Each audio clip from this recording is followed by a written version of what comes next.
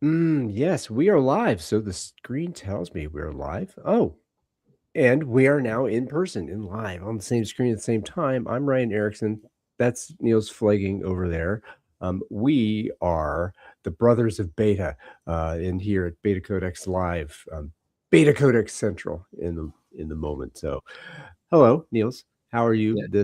this noon for you? Hi, Ryan. Good to see you again. We haven't talked too much over the last weeks, I think. So it's good to be talking again. Yes, yes. You're doing a lot of other streaming stuff as well with other people. You're kind of ditching me sometimes. I feel jealous. Yes. Oh, you feel not disrespected. You feel left No. alone. Feel okay. All right. So Yes, yes, yes, yes. I sense that you have other relationships on the side, and after 80 episodes, or in our 80th episodes, I wonder why. Still, you still need other people. why do I have to have a side piece or two? Yeah. So I have Exactly. a Exactly. few things coming on. So I'm hungry for strangers. I'm a Oh, gigolo. I'm a streaming gigolo. How about that? it sounds like Yeah. lustful podcasting that you do. A lot of, Lust yeah. lustful podcasting. Ah, okay. So well now, so we have been having this relationship for a long time. Yes. I think now, occasionally as we do, we have a ménage à trois. So Yes. we're going to bring in another guest into our studio here, into our beta bedroom, and here he comes, all the way from Argentina. Ernesto Corona. Hello, Ernesto. Hello, people. Well, I'm very, very, very happy to be here. Thank you, Ryan. Thank you, Niels. But I was listening that you're in a kind of open relationship. Yes. Hmm. We're trying. We are trying.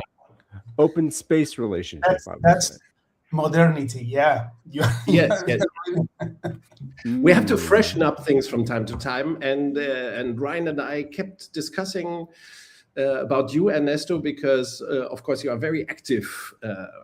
Part of the BetaCodex network by now, doing lots of interesting things around BetaCodex, cell structure design, relative targets, time-oriented software development lately. So we kept thinking, okay, if we invite Ernesto, what's his speciality in a way? We thought, right? We thought, Mhm. you know. what's so special about? There are many things that are special about you, and we may deviate into them, into the things that we do on the side and that interest us.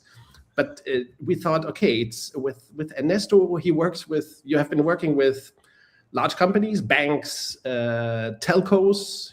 Uh, IT companies for a long time and intensely and doing large projects. So we thought that I suggested Teamwork. this to talk about beta and large organizations with you.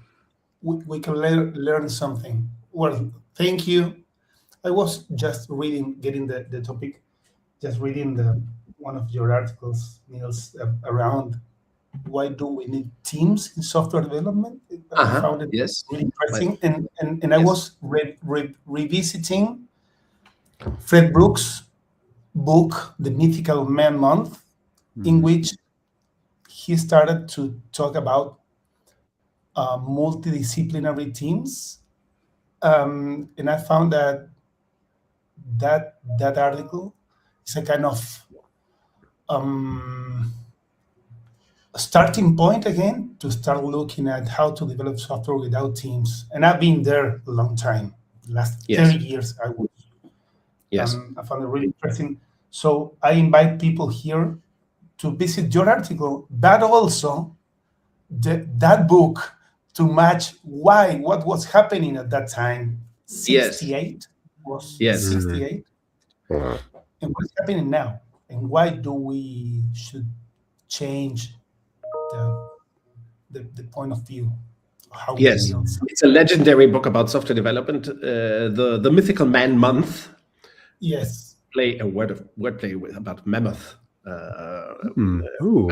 I only recently bought the book and read it, and I thought something like this didn't age well. So I have.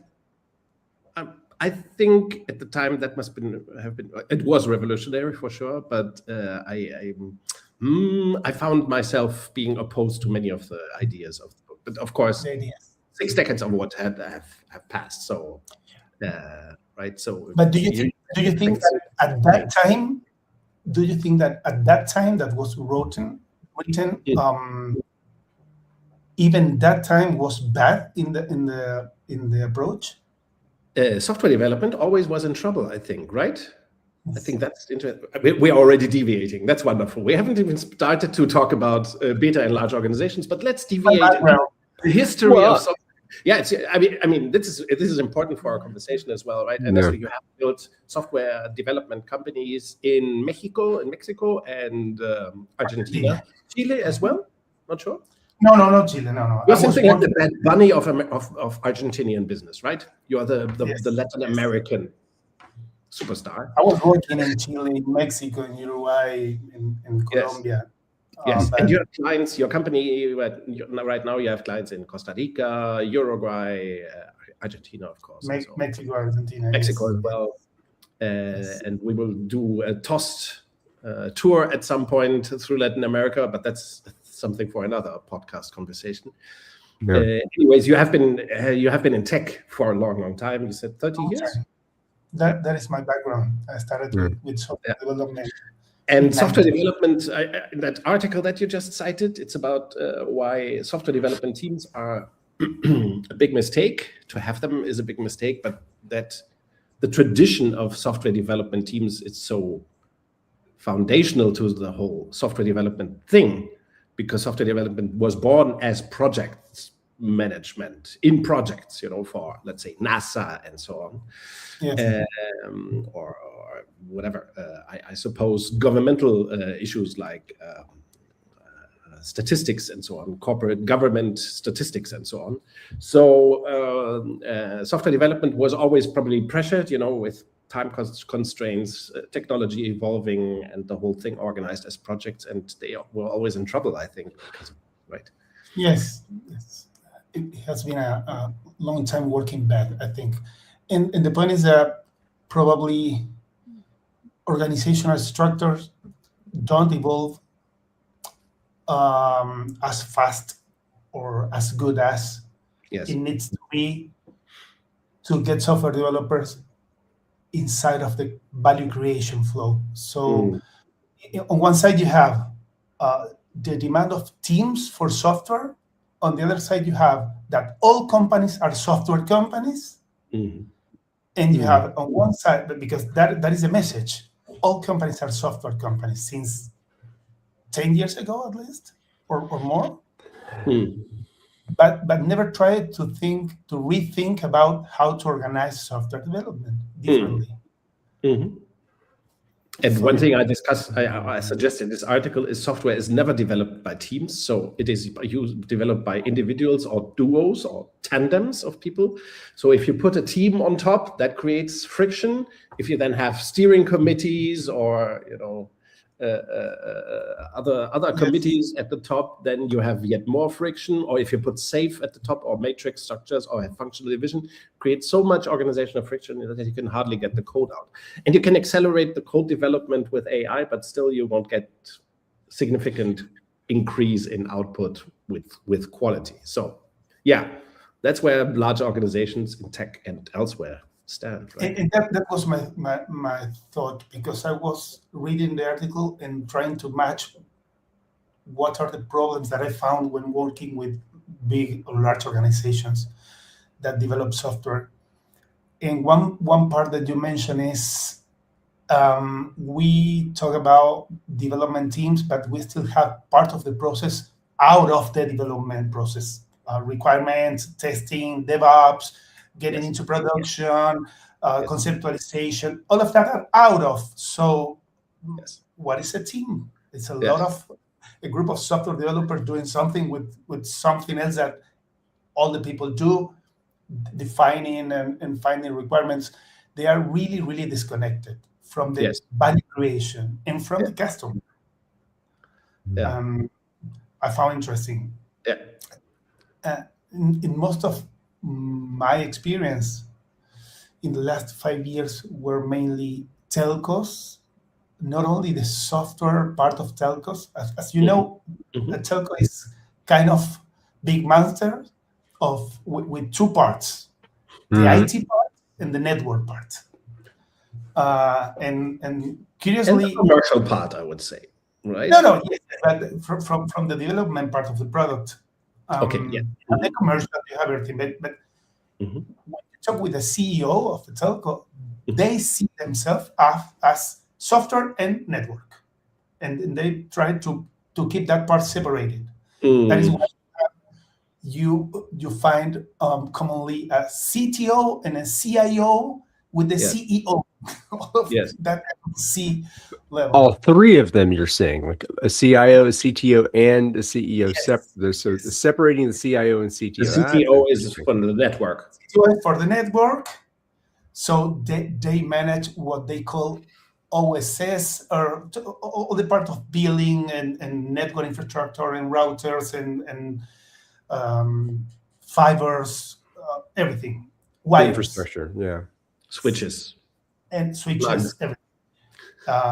And the IT part manage the software that put on is over that infrastructure, doing something. Yes. And that is the main problem that I found that they have, because they are silos since the very conceptualization of the company. Yes. Like all larger organizations, they tend to organize in that kind of silos and telcos. That's the typical structure. Even in advertising agencies, you have these kind of structures, between creation and production, for example, which is really it's the same. It's the same. So when you just to clarify, this is mate, okay? You know about mate? No? Have you? You're asking Ryan. You are being asked because I have lived in Argentina. Yerba mate I have drank before, but no, I'm not familiar with it. Have you tried it like this? I have not tried authentic mate. No, I have not. I have just regular old tea here. It's not. Yes, that's very nice. The mate tea from the tea bags, that's very nice. But the mate that Ernesto is showing right now, to drink it like that is very different in flavor from the tea bag mate. Much more bitter. Yes. But getting back to and the most beautiful thing, I think, is that the kind of thing that Ernesto has, you can hold it up again, Ernesto. Hold it up again. Yeah. This kind, you let it pass around, you let it circle. If you're in a group of people, you let it circle and everybody sips from the same cup. Yes. You share the mate with other people. And there are no hygienical worries about that. It's safe. Yes. Except in COVID. Wow. COVID, after pandemic, it was a little bit different. Yeah. It has changed. Yeah. Well, but you're talking, but that's very different. I think that's a good topic to get into in terms of the social system you have. There's a social system. We are here together. We are sharing a beverage together, and this is okay. I'm going to pass it to you. You pass it to me. I know you.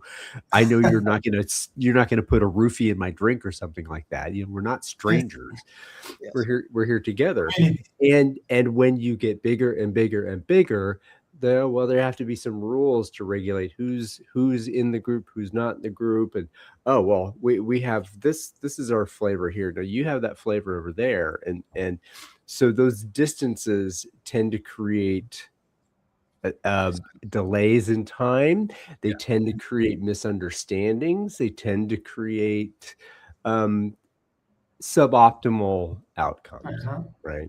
So, and that I think is one of the insights of beta, and that was really foundational, was that this idea of being close together in teams and making decisions together, and we need this decision, and being very much in ensemble was totally different than what I had experienced so I was at IBM for a long time. Pretty big organization, few 100,000 people. And I was working for IBM at a utility company, 50, 60,000 people, and feeling the same different kind of structures that we have to go to the change board. We need to go to the BA group for this, the project management group for this, and we need all this kind of stuff that, and it just seems to slow stuff down, and we're not responding to the people who actually were delivering software to, is that there's so little listening, and that totally goes out the window when we're talking about sharing mate together. Yes. and doing that.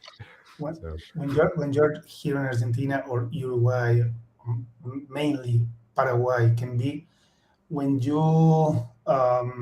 when someone appears in a round, if you are drinking mate with friends or with the family, even when you don't know that person, you offer a mate. You like, it doesn't matter who that person is. It's a ritual of inclusion, so to speak. Yes, a rite of passage as well. It's very, very subtle. It's very nice. And Very even unique. if someone, let me tell you, if someone says no, it's quite like if that person is discouraging or unrespecting you. Sometimes someone says, "No, I don't want. Thank you." Well, what's wrong with you? Wow. Yes. Why not? Exactly. Well, and here's another thing. Well, if you have a "what's wrong with you" response in a large organization, there's less of an incentive to actually have a conversation about what that is, than if you're in a small group of people who are.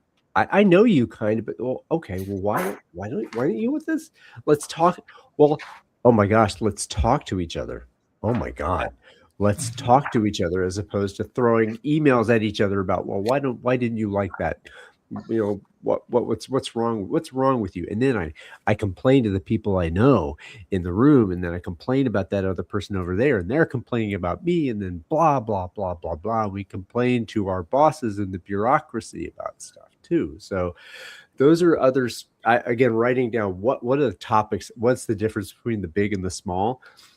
Big bureaucracy, right? Big rules and stuff that gets in the way of who gets to drink the mate and who's right. That combines well with the topic we want to talk about today.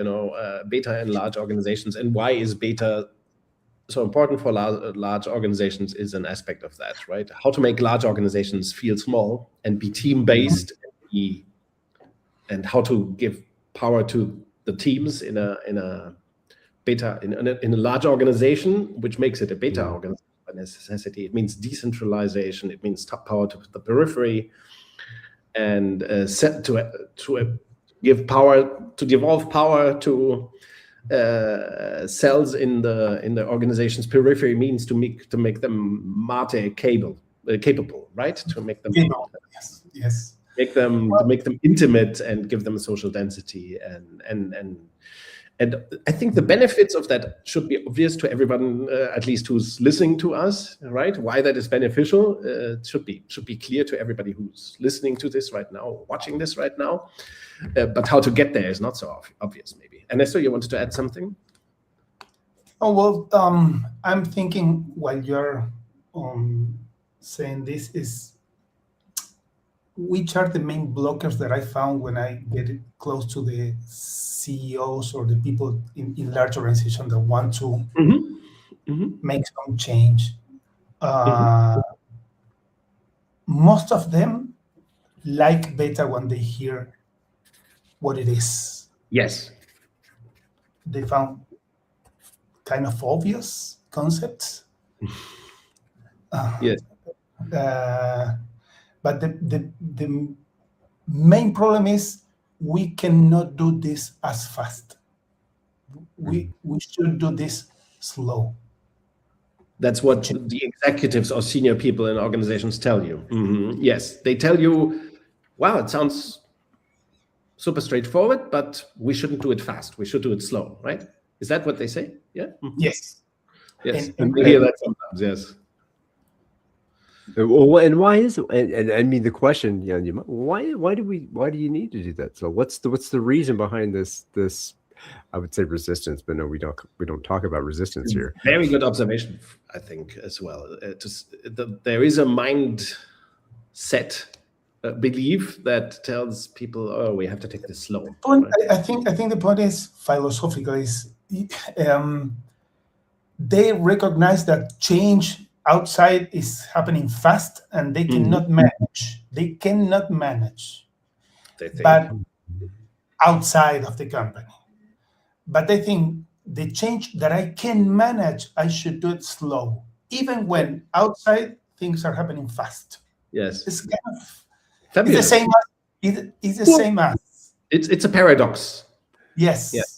Change is fast in the world, but we cannot do it fast because we have to take care of uncontrollable. Because it's uncontrollable, right? It's control. You're exactly right, Niels. It's control. The world is, I have control of my little castle here, right? My silo, I'm in control of my castle. Yeah. So we will do things at my speed, the way I say we will do it, and thou shalt follow, right? Instead of, well, the world, I can't control the world, and I'm afraid of that. I'm afraid of something happen that I might not predict or plan for. By the way, let me tell you a little story about something, contact with a large organization, 5,000, 6,000 people, all in all. That's not so small, right? Yes. It's rather large already. So I had a meeting with the whole board, the directors team, 4 people, and we talked about. They wanted to talk about how to get rid of budgeting and relative targets and so on. So we did that. And of course, quickly we got into the question of decentralization and self-structure design, and they got confused immediately because that's a lot of stuff to think about. Yes, all these differences between beta and alpha, which they are used to. And then when we came to the question, okay, what can you do? A company of 6,000 people, several business units, international, several production sites in 7, 10, or 12 countries or so. So where do we start this? And that's what I got excited about, of course. Yes. So where do you want to start tomorrow? Yeah, that's my kind of approach. Yeah, you should start now because they understood the ideas. These senior executives, they got the ideas. We discussed all their doubts. It took 3 hours or so, and they kind of got the first understanding. So then my next question is always, okay, where do we start? How do you want to start? You could start with the finance area, getting to relative targets quickly and then see what happens. Or we can go to, you can take on a site. They have a site there, 1,000 people in Austria. We could have tackled that. Or I said, they had 2 business unit leaders there in the room. I said, does one of you fancy it more? Or do we want to take the whole group on to beta at the same point? And guess what they opted for? Nothing. Nothing. And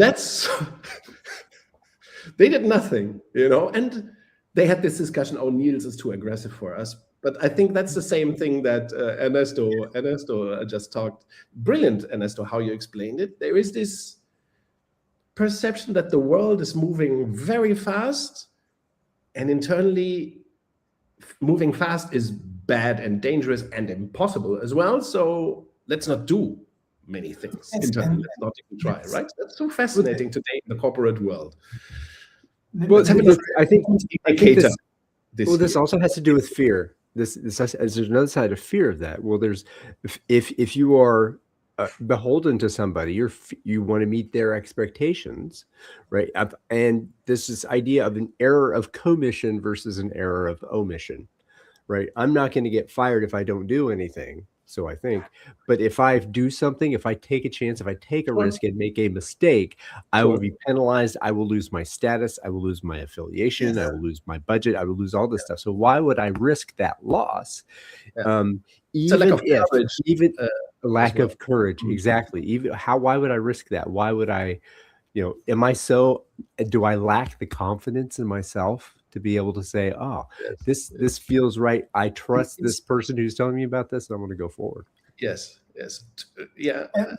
Let me tell you that probably another paradox, a few things that I'm thinking when I'm hearing you, is the illusion of control that put that mind into the decision. And the other is that it's the same paradox as I want total freedom outside my company. I want total monarchy and control internally.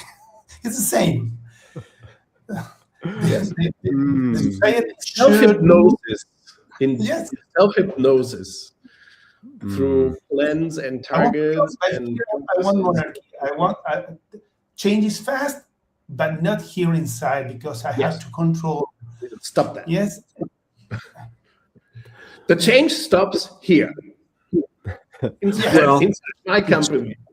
And the It's buck stops. This is the other thing that I think is it's fun. I don't know, fundamentally different. But when we talk about a very large organization, the stakes are a lot higher.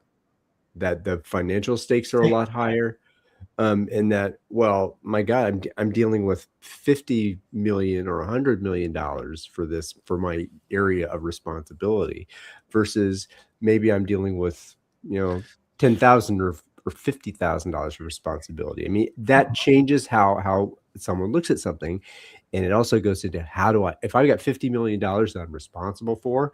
Oh, I have to account for the budget, and then if I have a budget, I now have control, because I can control how that money happens, right? But then if I take away the budget, I'm kind of taking away my control, and there's a lot of stuff that happens in there I psychologically. recently saw this post on LinkedIn just the other day.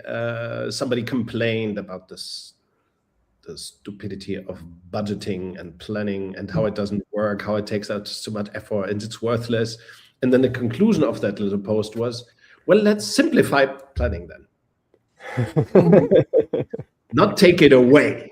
How can we end it? What are the alternatives to planning? How can we get rid of budgeting for good, as it clearly doesn't work? Yeah, we will improve it. That is the same. That is the big Weichselbaum distinction between optimizing a system and overcoming a system. And that is not very much appreciated. We still, I always like to say, we, if I may talk about us, as a movement and the self-organization movement and whatever other people you might associate, also organizational development people and so on.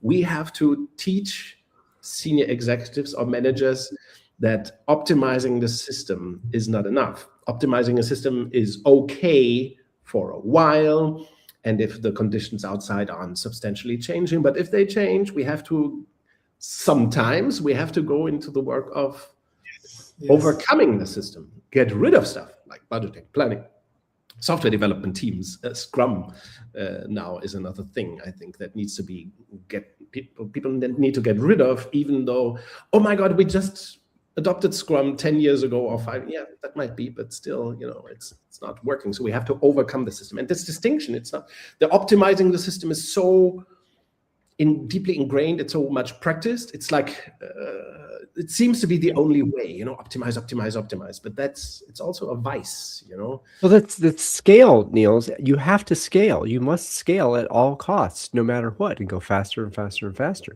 Scaling is an optimization. Very nice. It's an optimization strategy. Do the same shit bigger.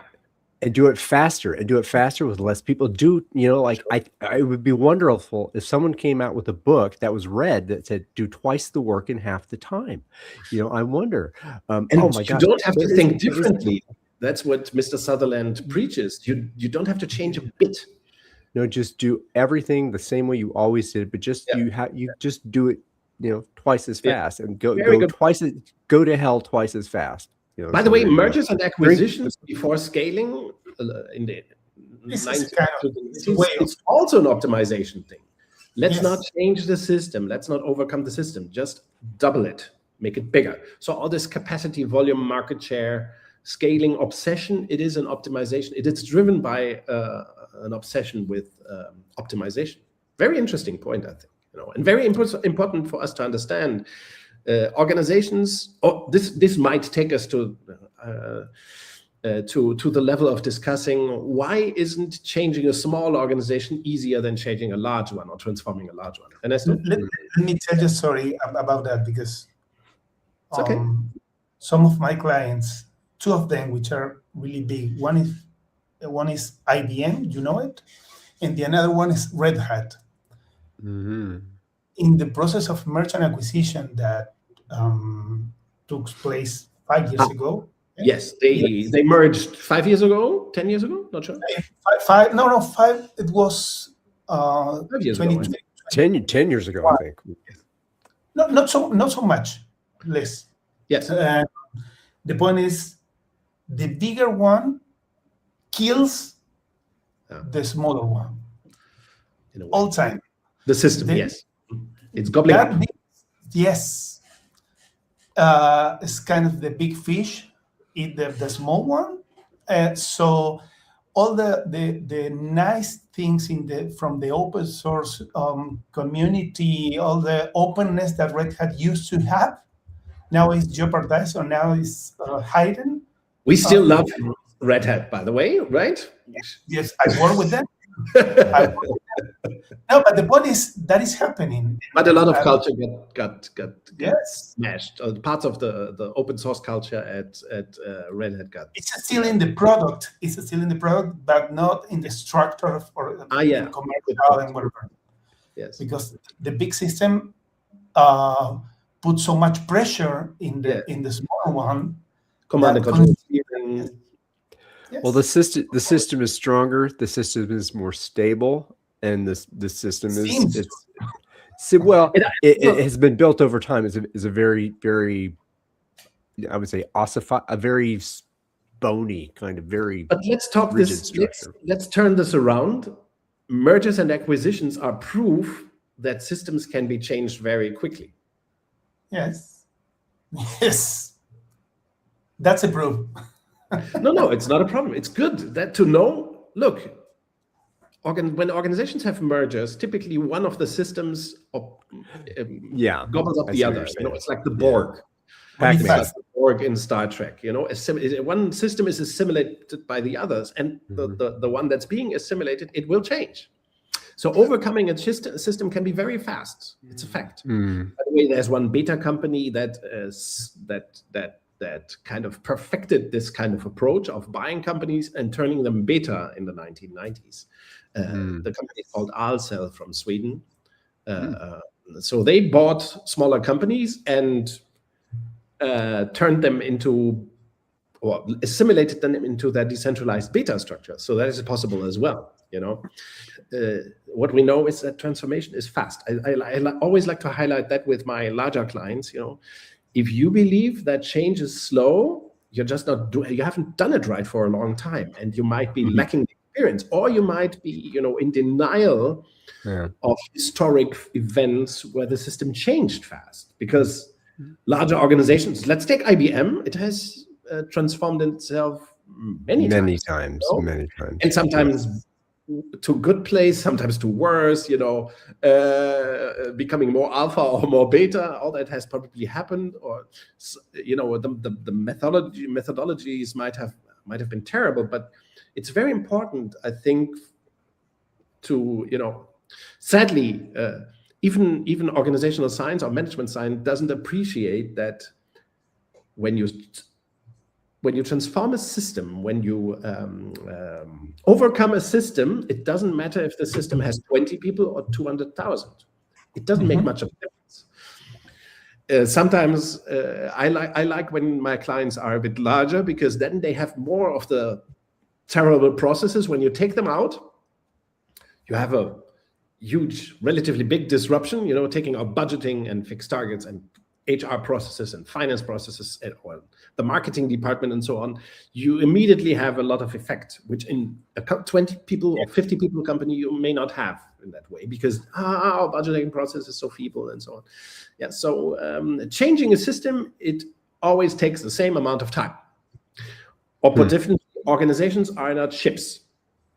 So no company is a super tanker. IBM is not a super tanker.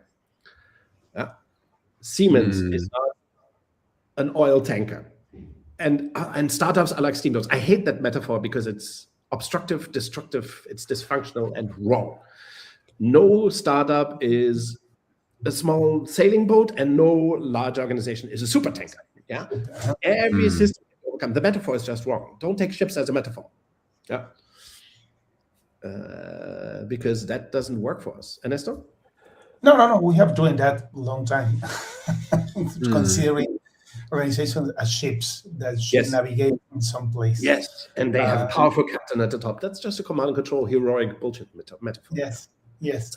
What I was thinking lies in the face of overcoming the system, transforming the system, working on the system, and make transformation fast. We know that transformation is very fast. There's that, and there's again, it's a mindset thing too, I would say, about that coordination does get more difficult when you have more nodes in the network. right? Mhm. Is in terms of if you have it's easy for it's alpha. even harder for it's harder for the three of us to talk together than it is just two of us to talk together, because we have to negotiate and do those kinds of things. Yes. And then when you have negotiations over 550, all this kind of stuff, well, oh my gosh, it's so Yeah. hard because we have to coordinate, we have to orchestrate and control the relationships of every one of these things. Well, of course, it would seem undaunting. It would seem like that would take a long time. Yes. But what the insight that you have come with Beta, and certainly with Open Space Beta, is that, well, okay, everybody does this in 90 days, and we change all the systems at the same time. You are coordinating with the people who are doing the work for the purpose of doing the work. Well, oof, boy, that feels, doesn't feel wrong, but it certainly feels different, you know. Mhm. Yes. And it's like magic. If it were a ship metaphor, it would be like taking a ship and just, choosing a magic wand to blow it up into 10,000 speedboats. It just doesn't happen. Yeah. Okay. Yeah. Still. Yeah. Okay. Kinda. It's a horrible metaphor. It's still a horrible metaphor. But I was trying to keep it No, nautical. I was thinking if a network needs coordination or needs good design, because if you have good design, probably you don't need so much coordination. That seems to be something that someone does over the network. Okay. Let's turn the big ship with a magic wand into a regatta. Turn that ship around, says David Marquette, right? Yes, David Marquette. That book. Yes, I know. Don't provoke me. I think it's one of the Don't get me started. most terrible command and control books, and I hate that it got popular in the agile scene. Yeah. We all know.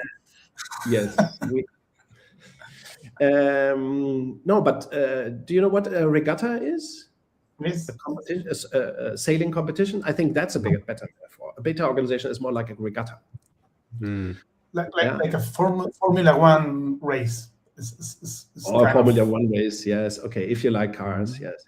You can what I mean is you can keep sub-optimizing your car, but if the other are faster because they have new technology, new ways of working, whatever, you never will be competitive there. Yes. Yes. Or if you do that, this is, I think, from one of the early beta papers too. Also, you talked about the team coming together in 6 seconds and kind of totally changing all the tires, doing everything in the whole engine, and then playing. Can I go back to the metaphor?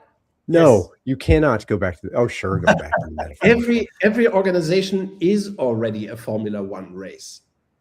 Every organization is a regatta. You just do not let everybody sail or drive or improve according to what they need and want and can do. So I think that's the very powerful insight, that we do not need to make people be more willing to, change or to be self-organized. It's the organizational system. Once we say that large organizations are super tankers, we break the will. We turn organizations into prisons on a death planet, Another stinking metaphor. Okay, but yeah, okay. So organizations are regattas. They are races. It's just that we have to unleash that individuality, or let's say the team individuality, the team spirit and capability, and let self-organization to happen. Of course, the regatta thing fails, because we need also, in a beta organization, you need collaboration as well between teams and interactions and seam agreements or agreements and discourse and so on. So, which is the opposite of alignment, which is again an alpha metaphor. Most people still do not seem to be aware that alignment is command and control lingo. Yes. Yeah. So large organizations are capable of self-organization. We just have to liberate it, and that's why it's not so hard. I remember this story of DM Drogeriemarkt, a retail company here from Germany. Ernesto, when you were here in December, we went to a store, DM, the shop that we went to. Supermarket, yes. Yes, they have like makeup stuff and household articles and everything you need in the household, and beauty, health, cleaning, and so on stuff. CVS for those of you in the US, by the way. Yes, only much better. But yes, so DM transformed itself in 1991, and I talked to the main owner and co-founder of the company, Götz Werner, several times, many times, in fact, and he always said the stores, they were very fast to adapt. The problem was headquarters.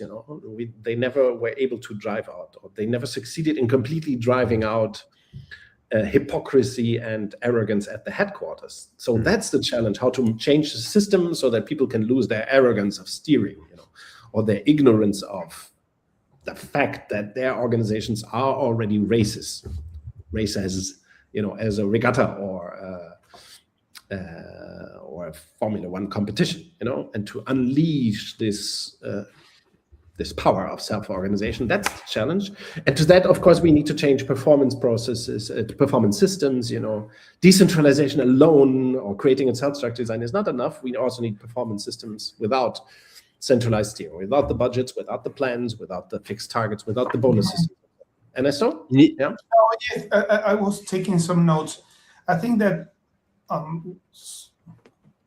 when we try to help companies to decentralize processes, Yes. even using beta with all the laws, or trying to decentralize, I think one good starting point is relative targets is really, really good, because they start to understand how to compete against themselves and benchmarking the competition and other things. Whatever. So Yes. you have a big learning there. And let me enumerate some others. Yes. They are worried about velocity of change. They don't understand that the velocity of change is outside. They cannot manage, but they want to control inside. They don't pay attention on competition. But this is where they only see themselves in the market share and the revenue and the gross profit, but they don't see competition. They don't analyze trends in time. So they are lost, because that works only when you have the big market share part. But when you're what I usually do is they show me a table of this is our market share and we are at top position. Okay, yes. But if you zoom the second and the third, they are bigger than you. So I don't know. so you have competition. Yes. And they are faster. And the other is they have been designing the company for size and for the use of resources. So you have all the people worried about size and use of resources. Yes, obsession with size and steering, right? Or control. Yes. So if you have to turn back around and say to the same people that you have been working on designing for size, telling them that now it's a bad metaphor and you have to change and design for value and periphery and decentralization. Time orientation. And time orientation. Time orientation that helps. We have been conversating and how much time orientation helps to adopt AI in the companies. Yes. And the other is compliance. They are always worried about compliance. And I think compliance is more of a straw man argument, a substitute for I do not want to change, but I do not want to question my assumptions about change and fast change, etc. So I put out a straw man. Somebody is holding us back. Mm-hmm. The government, the competition, regulation. Very convenient.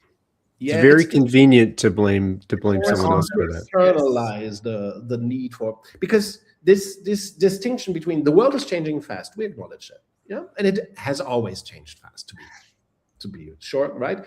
But we need to control change. That's the firm belief some way, and you have to make an argument, a case for that. The world is changing fast. We cannot and will not and need not and should not change fast. Why? Compliance. Our clients are too slow or dumb. I have often. I sometimes in my client workshops I hear, yeah, but if we decentralize and our clients are centralized, does that even work? And that's just bullshit, of course. That's just like a straw man. If we deliver car parts to Volkswagen, they are centralized and we decentralized. Will they accept it? It's another straw man argument. These are made up problems, you know.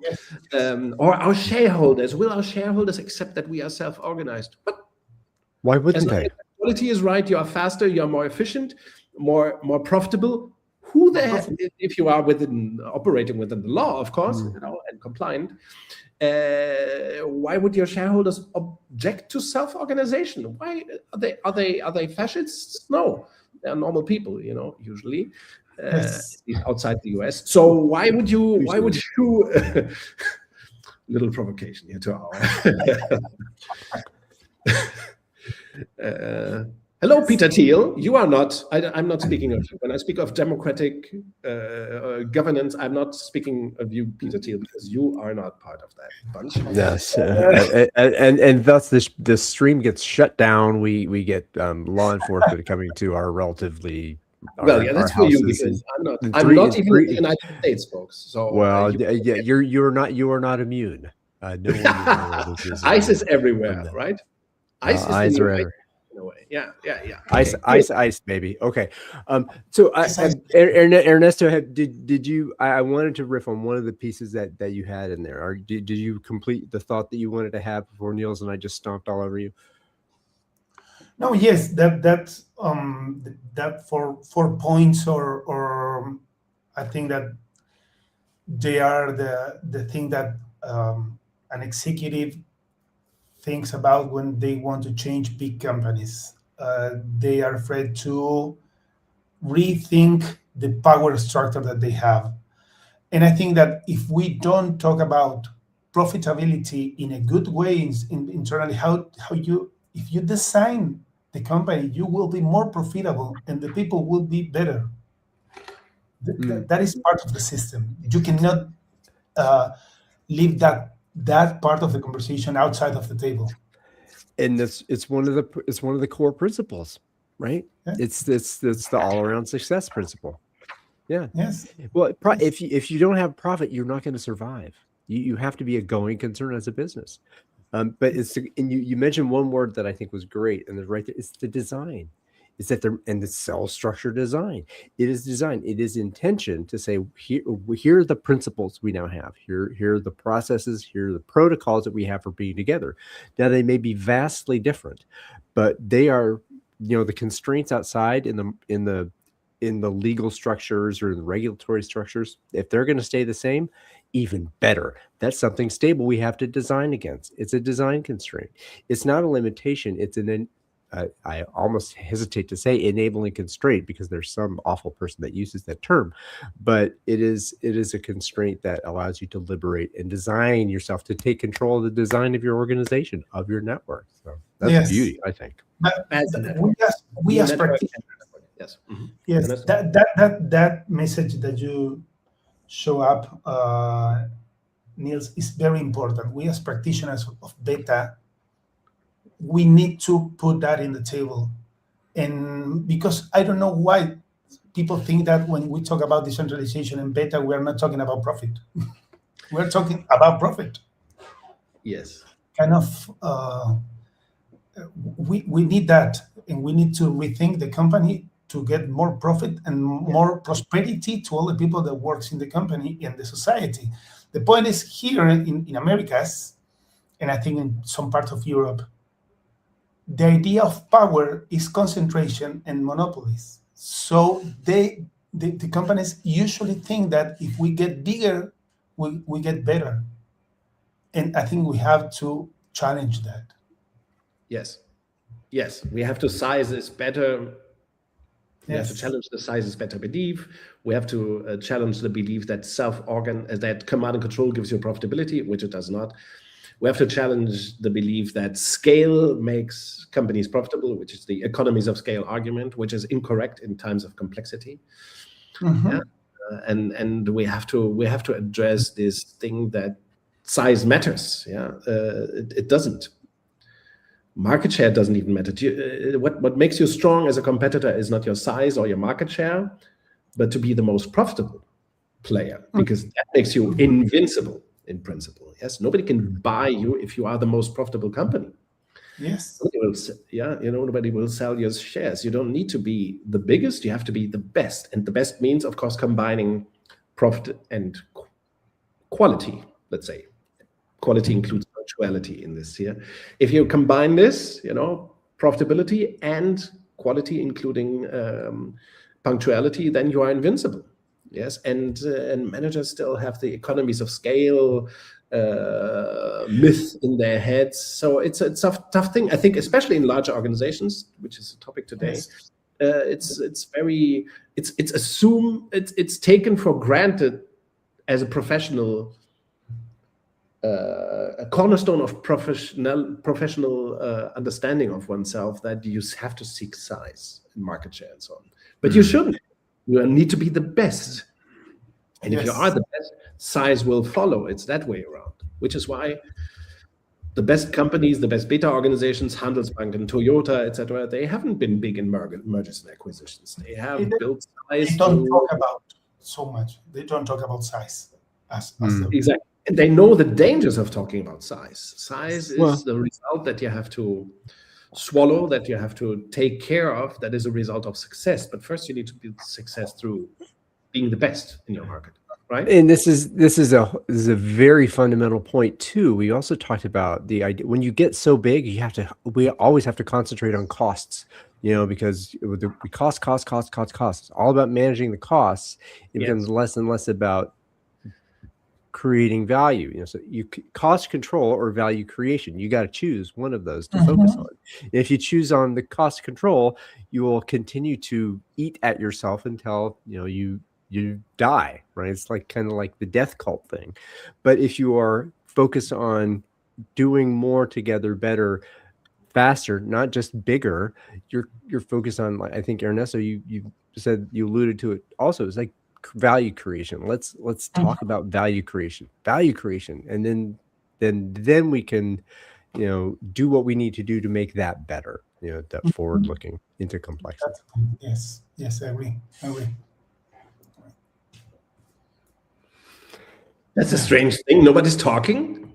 How are we holding up? We're holding up.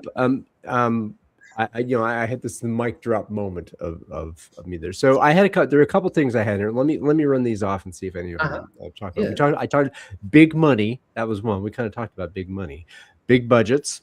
We talked about that. Big bureaucracy. I think we talked about the system and structure. Big egos. Maybe we talked about ego a little bit, possibly. The idea of status, that I've done this way. I have great status, and I've reached the top of the pyramid. There's an ego thing there, and this doesn't have to strike you. Fear. We talked about fear, pressure, and stakes. The other thing I wrote down when I was brainstorming myself was that the McKinsey effect. Like if I've had McKinsey in the room for 10, 15 years, I'm just going to listen to whatever they say. I'm going to blame them if it goes right. I'm going to take credit if it goes right. I'm going to blame them if it goes wrong. I don't have to worry about that. So why, unless McKinsey says decentralize, why should I even do it? I wonder if that's encountered by either of you. That's kind of a hypothesis I have, but that there's this external influence that is preventing beta from happening in large organizations. So I would pick the status aspect for a moment. Yeah. It reminded me of one of the transformations that we did in 2024 with Bayer Bitterfeld, which is part of Bayer Group. Very much in the news right now because they finally seem to be able to settle on their Monsanto legal cases in the US. So, but most of the people listening or watching must have heard of Bayer's DSO initiative dynamic shared ownership initiative initiated by Bill Anderson, the company's CEO. And as is well publicized, we did this DSO transformation as a beta transformation with Bayer Bitterfeld, a large production plant here in Germany. And how is that connected to status? I think it's interesting if you do this kind of transformation work from alpha, command and control, to beta, and bring a decentralized cell structure to the company and a relative targets performance system, then many things will happen. For example, in this company, Bayer Bitterfeld, they had 78 managers or leaders or whatever you might call them. And after our transformation, which was after 90 days, they had 16. So they went down. The size of the managerial team went from 78 to 16. Of course, not all of these people, 60 people or so, who left their managerial positions, left the company. They didn't. Most of them didn't leave. They just returned to value creation, as we like to call it. They became, responsible for production or quality or whatever, but without the managerial role. Does that scratch some egos? Yes, it might. Right, and some people might have left, for other Bayer Group companies or units or to the job market because they cannot handle the loss in status that might be associated with being a manager. However, for a company's health, of course, and profitability and punctuality and quality, it is very healthy to have only 16 managers instead of 78. So much less meetings, so much less coordination, of course, they eliminated entire management processes internally, like budgeting, which makes less managers necessary. They eliminated departments and decentralizing decision-making to teams. For example, they dissolved some of the quality area and allocated these people back in periphery cells, periphery teams. All that kind of stuff happened. So does that interfere with power, as Ernesto said before? Mm-hmm. Yes. Does it interfere with ego? Yes. Especially with male ego, which I think is part of the problem. Male ego is a big problem. Female ego also exists. I have noticed in our transformation work that sometimes women are also power brokers and very sensitive to loss of status and so on. But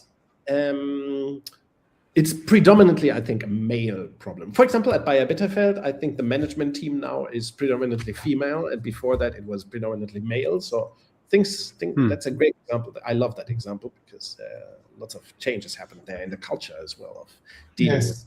But the ego and status thing, it's a thing for large. When we approach large organizations with beta and decentralization and relative targets, we might shake up people's egos. I remember a conversation at Bayer with somebody from, let's say, one of the headquarters of Bayer, and we talked about performance systems, and we had this discussion about cost management, and of course, Bayer Bitterfeld wanted to drop standard costing, which is a big thing in pharma, very big thing. Standard costing means every year, at least once a year, you will recalculate the cost basis, huge calculation drama, and they meddle with all the variables, to optimize taxes, for example, but also to, renew formulas and supposedly transparency. It gives you no transparency really, because it's only a kind of budgeting, an extension of budgeting into product calculation. It's quite meaningful really for the business. Instead, it's really troubling really, because then they calculate deviations from standard cost, which help no one. It's all a big mess up in large production that exist. So if you go beta, you drop things like standard costing. Yes. Now we have this guy from the headquarters over at Bayer Bitterfeld, and we had this little conversation about standard, and he just said, you cannot just drop it. And of course they had to, the company had to drop standard costing. If you want to go beyond control, by the way, hello, Bill Anderson, if you really want to make DSO a reality, you have to drop standard costing at the whole of Bayer Group. let me. And of course, does this scratch egos of people in finance? Will people say this is impossible? We cannot drop standard costing. Our world will crash. We will burn. We will go to hell if we do that. Everybody else is doing it. Yes, but that's just ego. Well, it is status. It is a lack of appreciation that the world has changed. That you cannot steer profitability or cost. That you need to give power to the periphery to design the cost basis, by fighting waste every day. yes. Get to it. Toyota doesn't have a system. Yeah, so nobody should have. Ernesto. No, I remember when you said this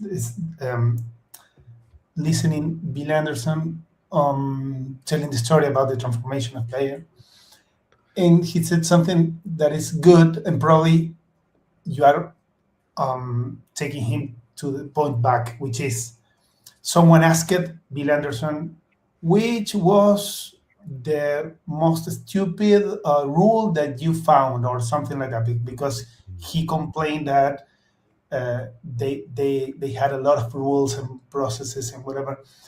And he said clearly, it's not the problem which is the more stupid, it's that does exist. That rule exists. You have to take out that rule, the rules. You have to build again the system without the rules. That was something that Bill Anderson said in a conversation. And probably you are taking him back to that point. And the other is reflecting about egos. Egos are going to be there. We all have egos. It doesn't. It's a human essential. The ego. The point is probably what is the food for your ego? How you feed your ego?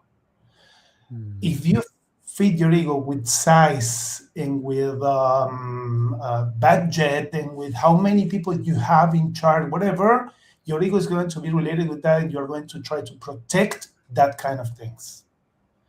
Probably we can reorient or think about ego, redesigning the company, because you put the focus in another parts of the system. By the way, I have to tell a joke. I have to tell this famous joke about Argentinians right now. Yes. How does an Argentinian commit suicide? How does an Argentinian commit suicide? He climbs on the top of his ego and throws himself down. Oof. It's a famous joke. You got to come back from that, Ernesto. Of course, it's true. Huh? Sometimes it's not enough. Sometimes it's not enough. You still survive at the bottom. You should climb to where you think your ego is and drop by that. Yes. The last time I went to Argentina to Buenos Aires, on the first day in the streets, I saw a sign at a lamp post or so by an artist, and it said, "Will sell my ego."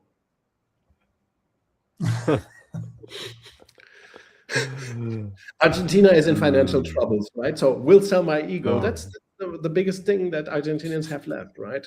We're in financial trouble all the time. This is our nature.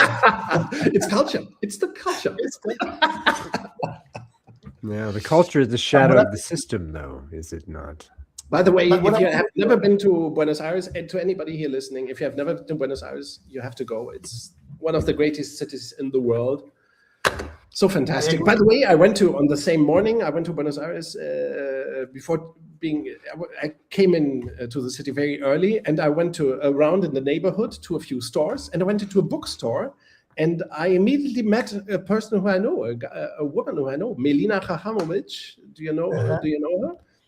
Yes. Melina, hello. It was good to meet you at the bookstore. It was so incredible because I was looking at the books and I saw her somewhere. She was sitting there. She also saw me and she came over. I thought, this is impossible in a city of 10 million people or so. And I arrive after many years for the first time, and I immediately meet somebody in the street. It was amazing. It was really a coincidence because we have been in touch. I remember you told me that. That was when we were taking Funny the thing. Mm. Yes, ego, status, power, of course. These are very important in command and control. And in beta, you have to, I think, Ernesto, you put it brilliantly, right? We have to make peace with another kind of status orientation. For example, it's cool if I do not have my agenda. This is, I think, does that exist in Argentina as well? That people have their agenda stuffed, managers have their agenda stuffed with meetings, half hour slots, and they derive ego and status from that, and the feeling of power, which of course it isn't. It's the opposite. If you cannot even manipulate your agenda because it's all Hey, but I got a huge budget. I have a huge budget, so I can. Yeah, my budget's bigger than your. My budget's bigger than your budget.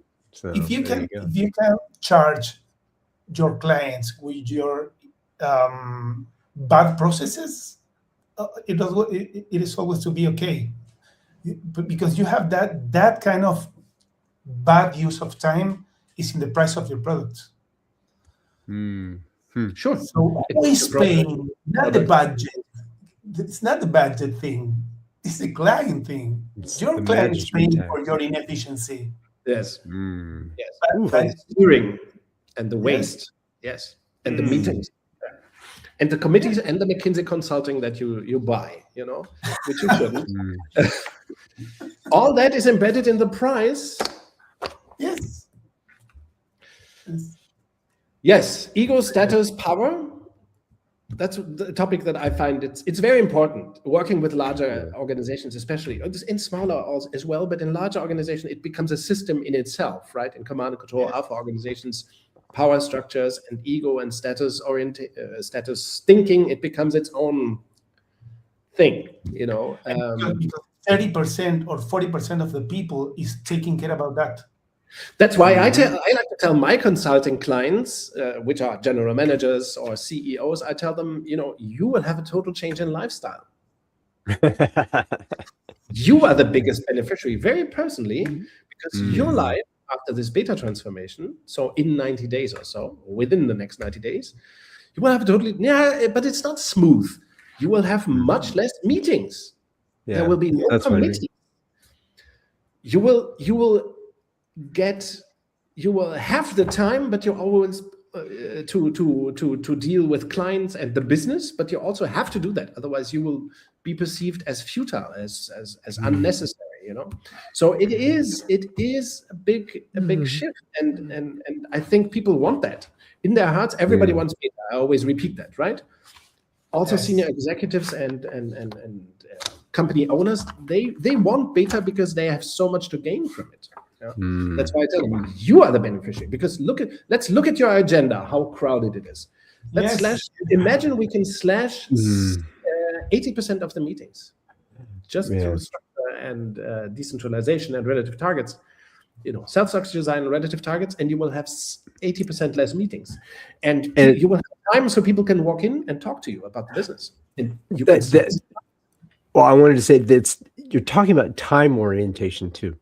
Right. If I have filled my entire agenda with stuff, I'm going to be late to half of my meetings, as opposed, and I'm going to be hurrying. I'm going to be thinking. I'm not going to be present. I'm going to be all over the place. Yes. And if I have intentional things here, I will show up. I'll be punctual. I'll be present. I'll get shit done, and then I'll be able to come out. I mean, it is more flow. It is more human.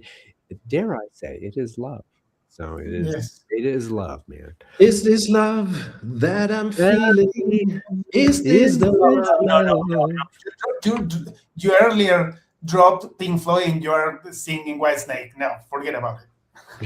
Yeah, it's just a song. I'm not a fan. It's just a first love song that came to mind. You learned that. That's okay. Yeah, and I learned two things about you, Niels, today that rather shocked me. One is your disdain for Rush, and also your disdain for Yes, another. I love Yes, but I oppose Pink Floyd, and I cannot connect with Rush. I have tried so many times. All right, so it's like the Yes thing surprised me. Okay, all right. I love Yes. I expressed myself badly. I love it. It's a nice way to put it. I cannot connect with Rush. That's okay. I cannot connect with Steely Dan as well. Yes. I do not think they're bad. Not at all. It's just that No. they don't make me shiver for some reason. They don't. It's They not have never shit. succeeded to suck me into their orbit. Yeah, well, different. But I would love to be connecting to not to Pink Floyd. I'm opposed to Pink Floyd. I dislike several things about the band, but Steely Dan, I'm open to the relationship.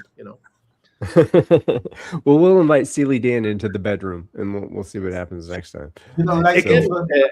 I've told you guys before. Look at China Crisis. Yes, I know. China Crisis. Wonderful band, I'm not very familiar with it. appreciated from the 1980s, or another one, one of the most underappreciated bands from the 1980s. They are called The Bible. Yes. The Bible. Wonderful band. They made one of the best albums in pop history. Fantastic band. Yes, we are deviating as usual because this is like the Coen movies. Movie by the Coen brothers, right? We are always Coen brothers. Yeah. There's always No Country for Old Men. Exactly. There's always some dream sequence or ridiculous thing, some drug. As long as we don't wheel in a wood chipper for us here, I think we'll be fine. No.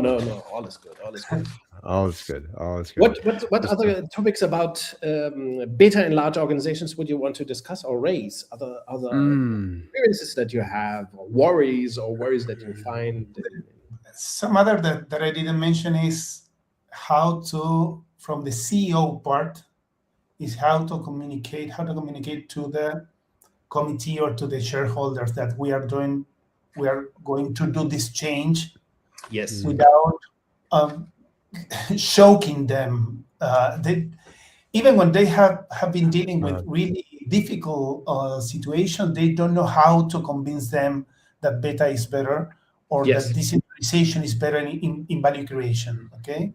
Yes. And that was hard for me. Yes, it's something that beta consultants like ourselves, we have to learn it to talk to shareholders, to owners, or help our clients who might be general managers, CEOs, to talk to their shareholders in a different way. Something that Silke and I have learned, what to. Sometimes they see them, the people in managing positions in the traditional structures see them, the shareholders, as the dark side, someone that you cannot speak to, you cannot explain, they are not going to understand, they are only worried about profitability. That is one important thing. That's why we should talk about profit. But yes, and that's a message for the shareholder. And beta automatically gives you a jump in profit. That's one of the things that we discovered since we have been doing open space beta, that already during the 90 days you have a little bit of improvement of profitability, and right after the 90 days there is another jump usually, and there's no serious way to explain it, in detail. You can detail it very much, go down the details. Where have we slashed cost? Like at one of our clients, they reduced the amount of parking lots that they rented and the amount of servers that they rented, and they eliminated servers that they had standing around and that weren't generating anything. And of course, some people might leave, manager of department XYZ, and you may not substitute that person because the department doesn't exist anymore, and people can self-manage without a manager, self-organize without a manager. So profitability will increase almost immediately a bit, and then more and more and more over time. We also like to say to our clients, large and small, that the beta transformation pays for itself usually during the 90 days already, because we figure out some serious waste during the 90 days that gets eliminated straight away. So it pays for itself. Or if we slash, of course, once we slash HR processes and finance processes, performance appraisal, budgeting. I think this bonus, wasteful bonus processes, and so that saves so much money. And I do not mean in bonuses for people,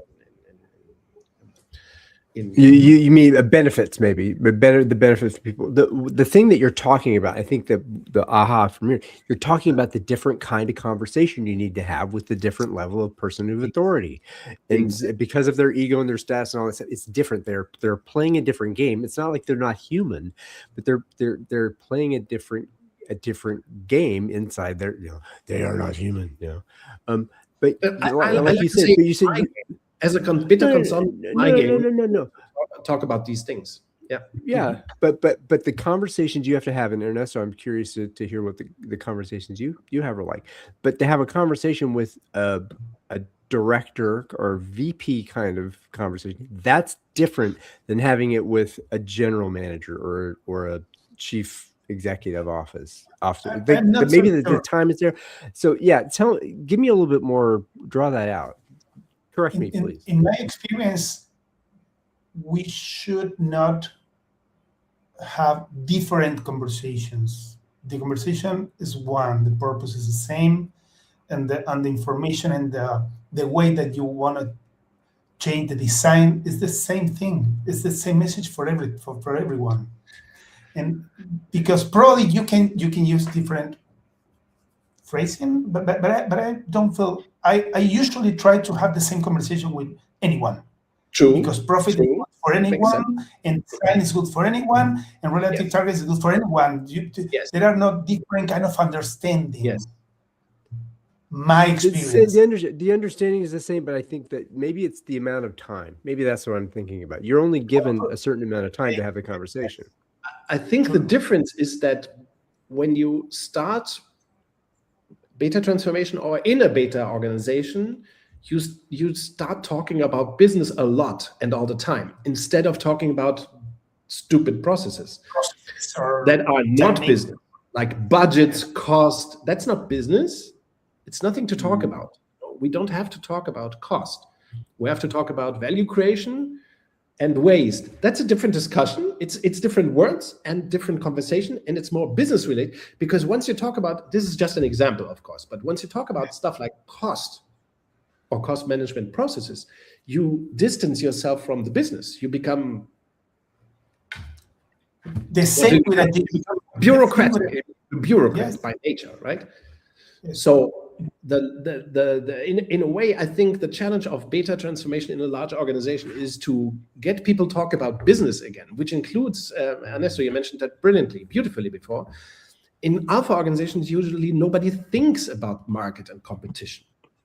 Mm-hmm. There is no time or space for that, because in the meetings and committees, it's all us, me, up, down, them, my silo, their silo, interfaces, processes, serving HR, feeding up to whatever finance. Yes. So bring business back to organizations. It's a real challenge. I see that with time-oriented software development as well. In time-oriented software development, people start to actually talk about the software and the development instead of talking about retrospectives, instead of talking about what time are we going to do our stand-up? When's our sprint review? Yes, are we going to do backlog grooming this week? Let's just talk about the features. Let's just talk about the problems that we have with features or with concepts or with realization or with code or with Claude, or let's talk about the problems that we have. That's the business. It's not the process and the roles and today we will stand here for another 15 minutes to talk about. Any questions? That's not business. So bringing back the beta brings back business to business in a way. Yes, that's nice. And that was the problem with agility. Agility was taking as role discussion. We have to do agility. It doesn't matter the business impact. Yeah, and estimation. That was another huge discussion. I'm not sure if it's still story points. Oh my God, story point. Estimation, planning, poker planning, the poker game. When I heard about the estimation poker the first time, I thought, okay, this is what people who do not know how the work works do. How much stuff can we fit in the bucket? How much stuff can we fit in the sprint, which is batch processing. That's not Toyota-like at all. It's not about flow. It's the opposite. So So this distancing from value creation and from the actual work, I think that it troubles all larger alpha organizations because you have entire departments or silos that they turn their back to the business effectively. Yes. Yes. And that it has an effect on people. It creates a need for status, ego, and power as well that is not related to the business. And that, by the way, is something that I have seen at Bayer, and I'm not quite convinced that Bayer has already driven it out. So as much as Bayer may be talking about DSO, I haven't heard that it's all driven out, all this ego stuff from headquarters in Leverkusen and in Basel and so on. I'm not quite convinced. I do not see the signs. I do not hear the stories. I would like to hear the stories from signs everywhere. Signs. That requires some very serious, transformation work to drive out the processes and the ego and the committees and the many ladders of hierarchy. And Deming said, drive out the fear. And drive out the fear, bring in the love, yes, and bring in the business. Love is business, business is love. That sounds like a Prince lyric. Love is business. Coming soon from the Pflaeging Trio. Love is Business. That's the album that we're going to be on. All right. Well, the sun is rising here in Cincinnati, Ohio. That's good. And rising, not there. It is. I'm sure it's mid-afternoon for you, Niels, and the time let's give So you mean we should give our guest Ernesto the chance to make a final statement? Yes, Ernesto, what was the gift that you received from our dance here today? Our bedroom bonanza. No. Well, the first is being really thankful for the space. I think that we get through several points that are interesting. In the last part of Niels' talk, I found that when companies don't see the market through the competition, they are seeing themselves as silos.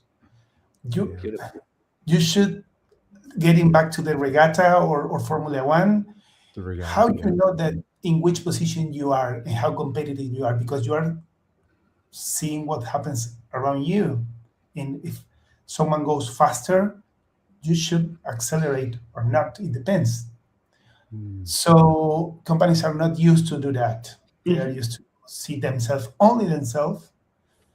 And in this week, I was working with two clients that they're starting to see, after 1 year of struggling altogether, how relative targets are starting to work, because they compare against themselves and other teams and the market, and they see that fixed targets doesn't work, because they were set in previous years with fixed target that they can go beyond that. So I'm starting to see results in that, and I think that we go through several of the most important topics that we found usually. Thank you. Fantastic. A mic drop from Ernesto. Yes. My gift from today was the regatta. Talking. We're not talking about ships. We're not talking about battleships and speedboats. We're talking about a regatta, and that was another one of the many flips, the mind flips that happen one of the gracious things that happens when I've come into this world and this universe in relationship with all of you. So, Niels, do you have a gift to share before we end the stream and talk to each other? TTO in the background. For this lovely conversation. Ernesto, we will have you back. We will have to talk about Tost at some point together. I think the three of us, of course. And for some reason, I got inspired to listen to a particular album by The Police. Their first or second album, I think. Regatta de Blanc. Yes. So yes, I'm looking forward to listening to that and to see you guys again very soon. I hope we will have some feedback from viewers and listeners as well about this episode. sure. I enjoyed Yes. this. This was lovely. Let's do more of that. Alright. Let's be All right. beta. Let's be beta. Be Bye-bye. more beta. Beta is love. Beta is happy. Beta is business. Profit is good. All the